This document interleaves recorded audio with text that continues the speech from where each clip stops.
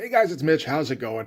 Well, we opened up a can of worms when we checked out the Marvel Knights Punisher comic a little while back, because that sent me down a bit of a rabbit hole. So expect a few Marvel Knights titles to show up over the next few weeks or months. For example, today we're going to take a look at Marvel Knights Black Panther #1. This is from 1998, so this is a couple of years after Marvel Knights got started up, and it's already been a little bit of a success, I think. This is at a time, because I heard that basically the deal was, like, at first I thought that Marvel lured Joe Quesada and Jimmy Palmiotti back to Marvel by giving them their own editorial group, giving them their own book again, that kind of thing. But now it seems more like Marvel basically outsourced part of the Marvel Universe to Event Comics, promising them kind of autonomy in their own little bubbly universe. And from what I understand, the guys weren't too happy when all of a sudden the Marvel Knights line expanded and regular continuity characters started coming into the Marvel Knights line, or maybe kind of the other way, where Marvel Knights characters started moving out into regular continuity. So I was kind of curious if that was going to be the case here, but I don't think it is. Joe Quesada has a fairly sizable role in this comic, and at the very least, he's assembled some pretty impressive talent to deliver this comic to the readers. So this is going to be drawn by Mark Teixeira. It's going to be written by Christopher Priest. Christopher Priest is the first black writer who was hired in mainstream comics. First writer, first editor, and that was during the 80s. So, I mean, if you're talking about we're going to do an interesting version of the Black Panther, I don't know if you know, but he's a black character. That's probably a good start. So why don't we get right into it? We can start with the cover on this, and we're going to get a painted Mark Teixeira cover, which looks pretty great, really. Like great angle. You get the giant shot of Black Panther just kind of filling up the page. Some cool lighting going on, some nice contrast with the dark of the character against, it's nighttime, but still he managed to get a pretty light background going in here. At the same time, you can tell that this isn't going to be like old school Black Panther, where it's done in like a bright style. This is still Mark Teixeira. This is still going to look pretty grungy. And this is very likely a darker take on the character. Again, it's late 90s, and that kind of edgy kind of thing is really taken off. There's a lot of references to things like Tarantino, because Pulp Fiction had come out just a couple of years before this, as well as, I guess, Jackie Brown would have been out by now. And I mean, Pulp Fiction kind of took the world by storm. So I think a little bit of that sensibility is kind of being very intentionally included in this comic. Also, the Vertigo line over at DC is really taken off, and things like Preacher are the new big thing. And it feels like there's a little bit of influence from that as well. Not as overt as something like Pulp Fiction, but I still think it's in there. But yeah, no, absolutely great cover to start with. Like that's a hell of a start for this thing. Okay, so this is the way Marvel Knights likes to do their intros, where we get the fold-out interior cover. It's not a gatefold, because the cover itself still only gets the one panel. But we got to have a big, cool shot of the character. We got to have a little bit of background. I don't know really that we need to read the background. The deal. Everybody here has at least seen the Avengers movies. So we all know that he's, the prince of an African nation that's highly advanced, and he's got mystical panther powers. So, I mean, we can jump right in, and we're going to get an odd start. Okay, so this is going to be our narrative, like our framing device is this guy here. This is Everett K. Ross, who's an agent of some branch of the government, and he's been assigned to T'Challa, the Black Panther, and he's going to be telling us all about his experiences with Black Panther. And we're going to start out with him in the bathroom with no pants on, sitting on the toilet, on the toilet tank, with a gun, staring down a rat, which is an odd place to start. So this is the story so far. Buster, a rat so big you could put a saddle on him, continued to elude me. The client and his personal entourage, the client in this case is Black Panther, client and his personal entourage had moments before collectively leaped out of an open window, leaving me, Everett K. Ross, emperor of useless white boys, to fend for himself among the indigenous tribes of the Leslie N. Hill housing project. Zuri was into his third retelling of how the great god T'Chaka ran the evil white devils from their ancient homeland. The bathroom had no door. I still had no pants. So I think we're meant to be intrigued by why is this guy sitting on a toilet with no pants? I found myself kind of irritated by this, and this character is going to continue to irritate me. He's not meant to be like sympathetic. There is also the point that, as a white boy myself, who is particularly useless, this comic is pretty upfront about the fact that it's not for me. You know, between the description of the narrator character and saying later about how T'Chaka booted out the White Devils from their homeland, you know, there's nothing offensive there, but at the same time, I think we're very obviously gearing towards a different demographic, which I don't mind. I mean, you know, as long as the story can stand up on its own, well, let's see how that turns out. Honestly, that's another thing you could say reflects Tarantino movies a little bit, is that there's a kind of an underlying distrust of white people, ironically. The splash itself is well constructed. Like, I like the angle. There's obviously a whole bunch of detail going on in here. And there's kind of a painterly style going on, although there is a colorist that's credited for this. So I get the impression that some pages are painted and others it's more trying to mimic a painted feeling. I think I found that generally the best way to tell is by the highlighting. I think this one might be computer colored.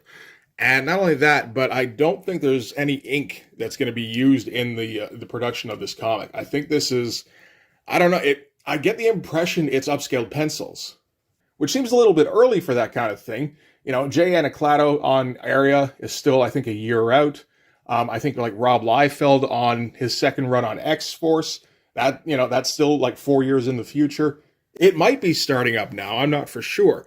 But that is kind of the impression I get, because I've seen Mark Teixeira's inks, and they're very clear, really. I mean, they tend to be pretty scratchy, and they tend to, like kind of drown the page in black.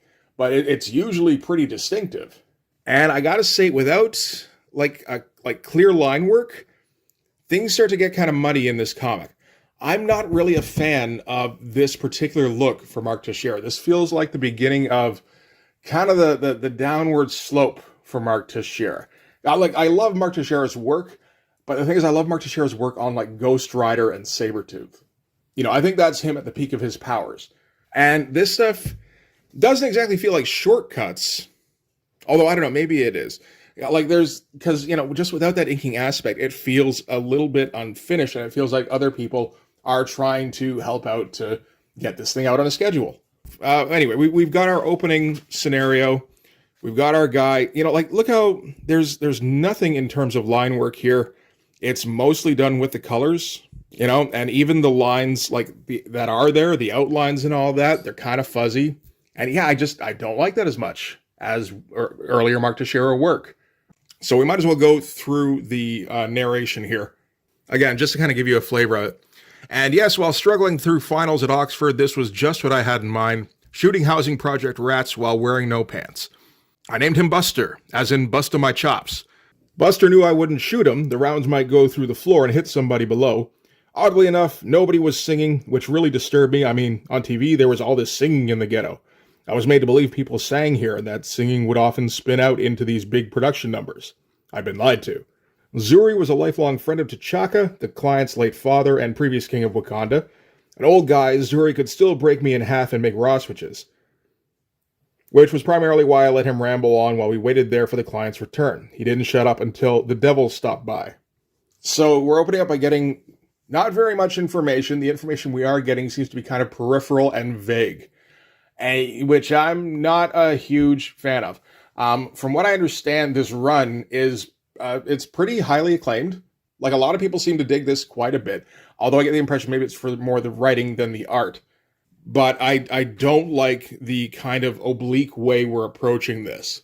So from here, we're going to cut to some woman that Everett Ross is going to be talking to. It turns out to be his superior. This apparently was her assignment to start with, and she passed it on to him. So now he's giving her the report so that she can pass the report to her superiors. And this guy is like just fuck up number one, and he can't tell a straight story. Because again, he's seen too many Tarantino movies, so he thinks you have to jump around in the timeline. She tells him, okay, shop and start at the beginning. So he's like, okay, and he starts giving introductions to the different characters. So we get Dora Milaje, which seems to be the two of them combined. These are Black Panther's assistants. We get Zuri, his companion, the guy who was friends with Black Panther's father, Black Panther himself, and Everett K. Ross. And, everything looks fine. It's not crisp, which again, I don't like, but at least the page layouts are good. And, like everything's fairly clear in terms of storytelling. It's not very clear in terms of the script, but that's by design. So it's just kind of a down to a matter of whether or not you like that sort of thing, or, you're willing to tolerate it, I suppose. And before we go any further, I got to remind you guys that the Blood Force Kickstarter is live right now. We got about 6 days to go by the time I put this up. As of now, the comic is fully funded. It will be released. Right now, it's in a black and white state, but if we can reach the first stretch goal, that'll mean the book can be fully colored. So go take a look at that. It's a satire of 90s extreme comics using 90s style extreme art, or as close to it as I can approach, which I think is pretty close, actually, for the most part. If you like 90s extreme comics, or shit, if you think 90s extreme comics were kind of dumb, I think either way you can enjoy this book. So go take a look right now. First link in the description takes you to the Kickstarter itself. You can get the book. You can get one of 4 variant covers. You can get all 4 variant covers. You can get original art. You can get prints. There's all sorts of ways you can get your Blood Force content. But like I said, time's running out. We're down to 6 days left. So you're going to want to check out that link quick. In fact, I'd suggest pausing the video and hitting the link right now. Because if you're like me, you're going to forget by the time you get to the video. Anyway, we can get back to this now. So from there, we're going to turn to a big double-page splash of our main character and his 2 lovely assistants as they walk down the street in downtown New York. I still don't remember the name of this cathedral. This cathedral keeps coming up, though. I want to say St. Andrews. No, it looks like this is probably St. Patrick's. You think I'd remember that one? But we're going to get our credits finally. This is by Christopher Priest and Mark Teixeira, who are acting as scribes in this case. Very highbrow. Joe Quesada gets the credit for storytelling, which sounds like breakdowns, and which confuses me because why would you need to break down pages for Mark Teixeira? Like maybe if there's a time crunch, but I'm pretty sure Mark Teixeira is completely capable of telling his own story. Letha Martinez background assists. I assume that's stuff like this, which looks absolutely fantastic. I assume this is lightboxed because there's no way you're doing this on a schedule. Brian Haberlin colors. That's the guy who would eventually become like CFO at Top Cow or something like that, vice president, I don't remember. Editors, Joe Quesada and Jimmy Palmiotti, Bob Harris, editor-in-chief. Oh God, we're in the dark days. So yeah, weird credit, that storytelling credit. I'm not sure exactly what that means. But anyway, yeah, we get our pretty nice looking double-page splash. A Black Panther set against St. Patrick's Cathedral. Again, I just kind of wish it was clean line work, and it's very clearly not. It's going for a painterly style. And I mean, just by the fact that this is included in, and I'm quite sure that isn't painted, I would assume the rest of this probably not. Well, you know what? It does seem to be pretty much the same style as what was on the cover there. Maybe these guys here and the car were all painted. I'm not for sure. All right, so standing outside of St. Patrick's Cathedral, some cholos are going to pull up and they're going to start talking shit to the Black Panther because you need to do that in a number 1. You need to put in some kind of loudmouth character who underestimates him so that you can just kind of really underline how scary the character is in this case. But anyway, this guy, he's a local gang leader. He considers this area his turf. He doesn't like the fact that Black Panther's walking around, and apparently he's completely recognizable. Kind of muddy looking page. Again, it's kind of going for that painter feeling. I wonder if like half of the issue did end up getting painted, because like this is another one of those pages where I'm starting to think, you know what, maybe on this, or maybe some of it, like this background stuff. No, I don't think so. But the foreground elements, yeah, maybe. So yeah, I'm wondering if like half of it ended up being painted, and then again they got too close to deadline. It's like, okay, what do you got? Well, I got like pencils for the rest of it. It's like, okay, well, we'll upscale those and we'll kind of mock the painting style with digital color, because yeah, more of this ends up looking kind of painted than I remember. So okay, naturally Black Panther doesn't back down. He kind of approaches the car. Dude pulls a gun because of course he does. And Black Panther electrocutes the car because he's from an advanced African culture. And so that electrocutes everybody inside, and he ends up pulling the driver out and leaving the rest of them to his assistants. And he tells them as he's leaving, see to his men, do not kill them. And apparently he has to keep reiterating to them, do not kill whoever we approach. That's kind of frowned upon in this particular culture we're going to. And yeah, they just kind of beat the piss out of the remaining gang members in the car. And then we're going to cut to an alley where he just tosses the gang leader into a bunch of garbage cans. And then we're going to cut to the gang leader's POV as Black Panther approaches him. It looks like he goes into shadow for a second and then comes out of it in his full Black Panther regalia, including cape.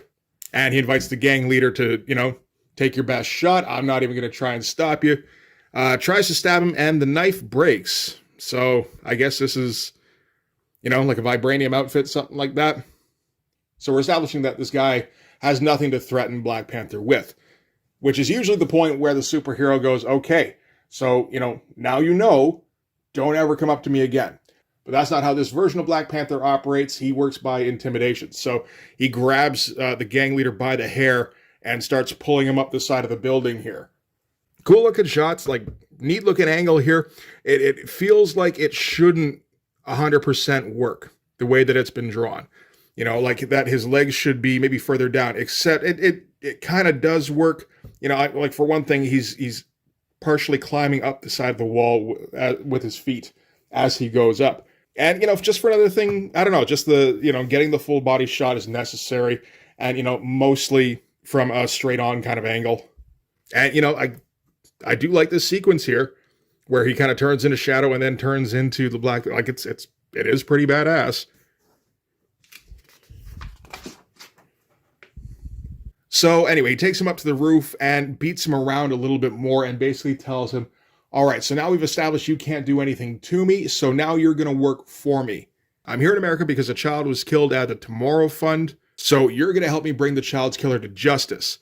And he kind of slashes him with his energy blade, which apparently it can't be fatal, but it does cause pain.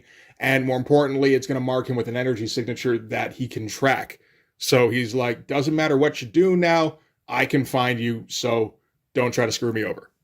So, cool looking stuff, very grim and gritty, kind of, but I like the big close up here on Black Panther. It all looks very cool. And then from there, we're going to cut back to Everett and his boss, and she's complaining that your story doesn't make any sense. We went in media res. I asked you to start from the beginning. She's like, giant rats, teenage Amazons, the client tossing drug dealers, and then you lost your pants. And it's like, well, no, first we went out for Chinese takeout, then I lost my pants. So naturally we have to cut to Chinese takeout, then we cut immediately back. We're trying to be quirky. And she goes, nope, the beginning. And he's like, all right, how about... And then we got to cut to him in the car listening to Jungle Boogie because, again, we're, as we're saying, we're paging Mr. Tarantino. And then she kind of snaps him out of it by splashing, I suppose, her wine in his face, which kind of makes him, okay, so maybe I will. It all started a few weeks ago. So this Everett guy, he's just kind of insufferable, which, sometimes works as a narrative device, but it does irritate the fuck out of me. And while the Black Panther character, it's fun watching him kick some ass. I don't really know the character too well, know this version of the character just yet.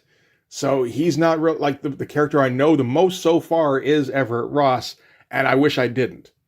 We got kind of a strange splash here where it's talking about the troubles that Wakanda's going through, that they're dealing with this Tomorrow Fund thing, where they don't go into a whole lot of detail on what the Tomorrow Fund is. I assume it's something that Wakanda is associated with directly. And apparently the Tomorrow Fund charity, I assume, is grossly mismanaged. There's just funds that have been misappropriated all over the place. And they've got this missing girl or murdered girl or something that is also kind of linked to them. And naturally, as, King of Wakanda, this all kind of reflects on Black Panther and not too well. But this page here doesn't give us any real kind of information other than to show us that, Black Panther he's trying to, promote a good self-image.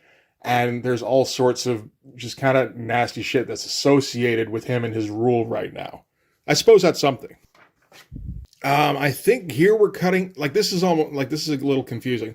I think here we're cutting to, earlier on when Everett Superior first passed the project on to him.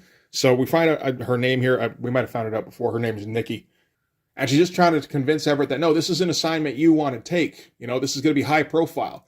And he's being like a stupid kid and like jumping on the bed and throwing a football around and eating donuts. And again, just kind of being insufferable. And I kind of hate that I have to read more about this character.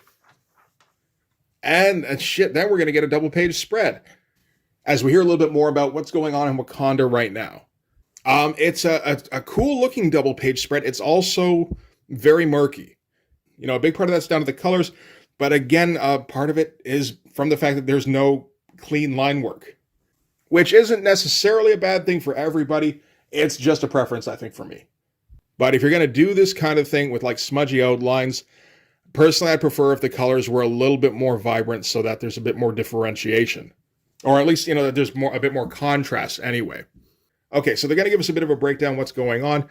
Back in Wakanda, things were a little tense. The client had set up a refugee camp in the kingdom's border region where tribesmen seeking asylum from regional ethnic wars would be safe. Which sounds like a good thing, right? Safe from their governments, but not from each other. They kind of brought their war with them. The client often found himself interceding in skirmishes between the refugees, which aggravated the Wakandan people that much more. Because Wakandas come pretty much in two flavors, city dwellers and the marsh tribesmen. They never agreed on anything until the client granted asylum to the refugees, because they both hate the refugees, and the refugees hate them. So, I mean, you know, I think this is a pretty effective double splash, because, I mean, we get an awesome image that also kind of sums up what's going on at the time, and a pretty succinct summation about the condition of the country. So, I think that works. So, T'Challa is trying to do the right thing by taking in the refugees. And everybody kind of hates T'Challa at the moment because he's not 100% taking anybody's side. You know, he's just kind of shoving everybody together and saying, no, this is going to work because it has to. So figure it out amongst yourselves. And then the whole thing with the Tomorrow Fund comes up. So yeah, everything is just kind of contentious for Black Panther at the moment. Again, like very good looking stuff. You know, it's all pretty clear, and it's all... the stuff to do with Wakanda is, I would say, a bit more interesting than what's going on currently with T'Challa in New York. Which is interesting, you know, like I wouldn't really expect that. It's just, I don't have anybody to root for in New York, but at least the stuff with Wakanda is clear. Does all look nice, though. So, this is not a particularly useful page. We're just kind of getting back to Everett's narrative, where he's telling about what happened to Black Panther. So we got to naturally cut back to Everett behind the wheel, listening to Jungle Boogie.